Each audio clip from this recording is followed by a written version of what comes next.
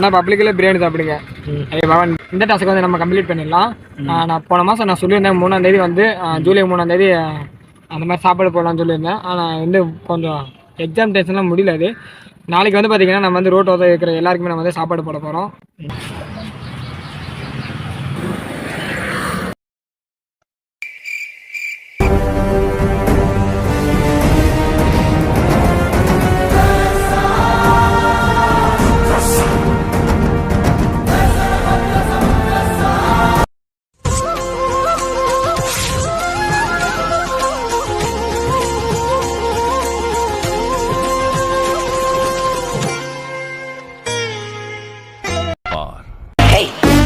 Hey, I've seen this one. It's a classic. யாராவே முரட்டாளா ஓடிக்கிட்டு இருக்கா?